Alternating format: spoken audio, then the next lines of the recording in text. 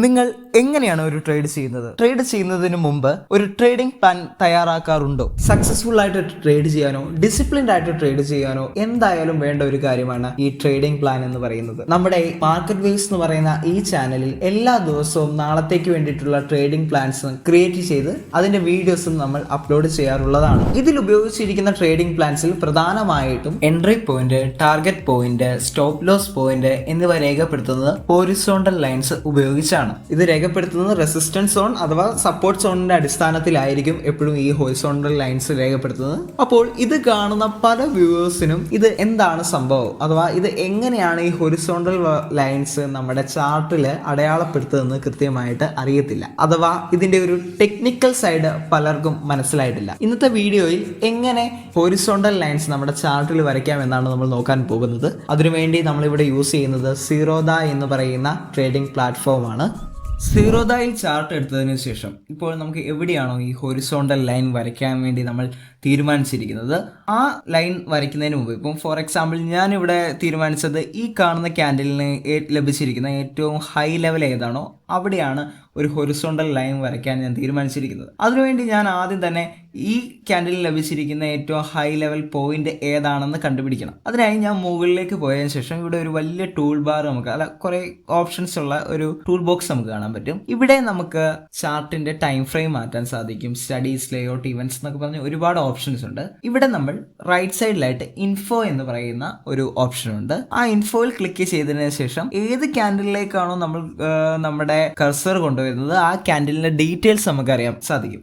Details എന്ന് ഉദ്ദേശിച്ചത് എത്ര ലെവലിലാണോ ഈ ക്യാൻഡിൽ ഓപ്പൺ ആയത്, അതുപോലെ ഈ ക്യാൻഡിൽ ക്ലോസ് ആയത് ഏത് പ്രൈസ് റേഞ്ചിലാണ്, ഈ ക്യാൻഡിൽ വന്നിരിക്കുന്നത് ഏറ്റവും എത്ര ലെവലോളം ഹൈ ലെവലിലേക്കാണ് ഈ ക്യാൻഡിൽ ഉയർന്നിരിക്കുന്നത്, അതുപോലെ ഇത് എത്ര ലോയിലേക്ക് വന്നിട്ടുണ്ട്, അതുപോലെ ടൈമിങ്, എല്ലാ ഡീറ്റെയിൽസും ഈ ക്യാൻഡിലിലെ ഈ ഇൻഫോയിലൂടെ നമുക്ക് കാണാൻ സാധിക്കും. പിന്നീട് ഇതിലെ ഈ ഹൈ ലെവൽ നമ്മൾ മനസ്സിലാക്കിയതിനു ശേഷം മുകളിലേക്ക് വീണ്ടും വന്നിട്ട് ഓപ്ഷൻസ് ഉണ്ടെന്ന് ഞാൻ നേരത്തെ പറഞ്ഞു പോയെന്നല്ലോ. ഈ ഓപ്ഷൻസിൽ ഡ്രോ എന്ന് പറയുന്ന ഒരു ഓപ്ഷൻ നമ്മൾ സെലക്ട് ചെയ്യും. ഇത് ഉപയോഗിച്ചാണ് നമ്മൾ ഹൊറിസോണ്ടൽ ലൈൻസ് എടുക്കുന്നത്.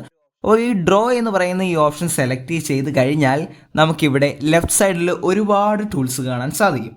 ഈ ടൂൾസ് എല്ലാം യൂസ് ചെയ്ത് നമ്മുടെ മാർക്കറ്റ് നമ്മൾ നല്ല രീതിയിൽ അനലൈസ് ചെയ്യാൻ നമ്മളെ സഹായിക്കും ഈ ടൂൾസ് യൂസ് ചെയ്യുകയാണെങ്കിൽ. അതുപോലെ നമ്മൾ പറഞ്ഞു വന്നത് ഇവിടെ ഹൊറിസോണ്ടൽ ലൈനിനെ കുറിച്ചാണല്ലോ. ഹൊറിസോണ്ടൽ ലൈൻ എങ്ങനെ യൂസ് ചെയ്യാം എന്നാണ് ഈ വീഡിയോയിൽ നമ്മൾ കൃത്യമായിട്ട് പറയുന്നത്. ഹൊറിസോണ്ടൽ ലൈൻ ഈ ടൂൾസിന്റെ ഒരു സെന്റർ പൊസിഷനിലായിട്ട് ഉണ്ടാകും. അവിടെ നമ്മൾ ഈ കാണുന്ന ഈ സ്ട്രെയിറ്റ് ലൈനാണ് ഹൊറിസോണ്ടൽ ലൈനിന്റെ ഐക്കൺ. അങ്ങോട്ട് കർസർ കൊണ്ടുവരുമ്പോൾ നമുക്ക് കാണാം അവിടെ ചെറിയൊരു ബോക്സിൽ ഹൊറിസോണ്ടൽ എന്ന് എഴുതിയിരിക്കുന്നത്. അഥവാ നമുക്ക് Alt+O എന്ന് പറയുന്ന ഷോർട്ട് കട്ട് വഴി നമുക്ക് ഹൊറിസോണ്ടൽ ലൈൻ പെട്ടെന്ന് എടുക്കാൻ സാധിക്കും. ഹൊറിസോണ്ടൽ ലൈൻ എടുത്തതിന് ശേഷം നമ്മളിപ്പോൾ ഈ ക്യാൻഡിലിനെ ഹൈ ആണല്ലോ മാർക്ക് ചെയ്യാൻ ഉദ്ദേശിച്ചത്. ഈ ക്യാൻഡിലേക്ക് വരുന്നു, ഈ ക്യാൻഡിലെ ഹൈയിലേക്ക് വരുന്നു. നമ്മൾ നേരത്തെ വിചാരിച്ച അതേ പോയിന്റ് സെലക്ട് ചെയ്യുന്നു, അവിടെ മാർക്ക് കൊടുക്കുന്നു. അപ്പോൾ ഇതാ മാർക്ക് വന്നിരിക്കുന്നു. ഇപ്പോൾ ഇവിടെ ഒരു റെഡ് കളറിലുള്ള ഒരു തിക്നെസ് കൂടിയിട്ടുള്ള ഒരു ലൈൻ ആണല്ലോ വന്നിട്ടുള്ളത്. നമുക്ക് വേണമെങ്കിൽ ഇവിടെ ഈ തിക്നെസ് കുറയ്ക്കാൻ സാധിക്കും. അതുപോലെ തന്നെ ഇതിന്റെ കളറും മാറ്റാൻ സാധിക്കും.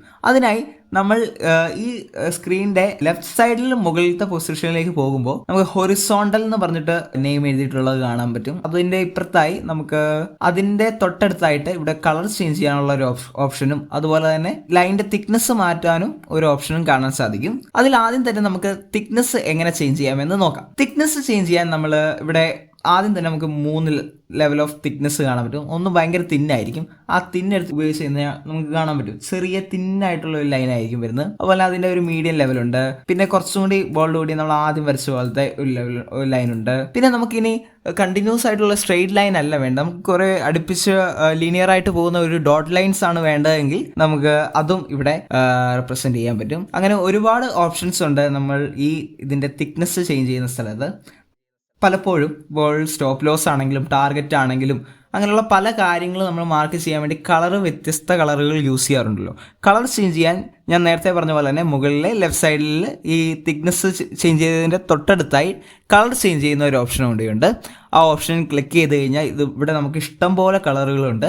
ഈ കളറിൽ നമുക്ക് വ്യത്യസ്തമായിട്ടുള്ള കളറുകൾ സെലക്ട് ചെയ്യാം. നമ്മൾ പൊതുവെ ട്രേഡേഴ്സ് റെഡ് കളറും ഗ്രീൻ കളറും ഒക്കെയാണല്ലോ യൂസ് ചെയ്യാറ്. ഇവിടെ നമുക്ക് അതുകൊണ്ട് തന്നെ ഒരു ഗ്രീൻ കളർ സെലക്ട് ചെയ്യാം. സെലക്ട് ചെയ്തതിന് ശേഷം മാർക്ക് ചെയ്യുക. ഇവിടെ ഇപ്പോൾ ഡോട്ട് ആയിട്ടാണ് വന്നത്. ഞാൻ അതൊന്ന് ചേഞ്ച് ചെയ്ത് കുറച്ച് ബോൾഡ്നെസ് കൂടിയിട്ടുള്ള ലൈൻ സെലക്ട് ചെയ്യുന്നു. വീണ്ടും കളർ സെലക്ട് ചെയ്യുന്നു. കളർ എനിക്ക് മാറ്റാൻ സാധിക്കുന്നു. അതുപോലെ എനിക്ക് ഇഷ്ടമുള്ള സ്ഥലങ്ങളിൽ കൊണ്ടുപോയി എൻ്റെ ലൈൻ മാർക്ക് ചെയ്യാൻ പറ്റുന്നു. ഇങ്ങനെയാണ് നമ്മൾ നമ്മുടെ ലൈൻസ് മാർക്ക് ചെയ്യുന്നത്.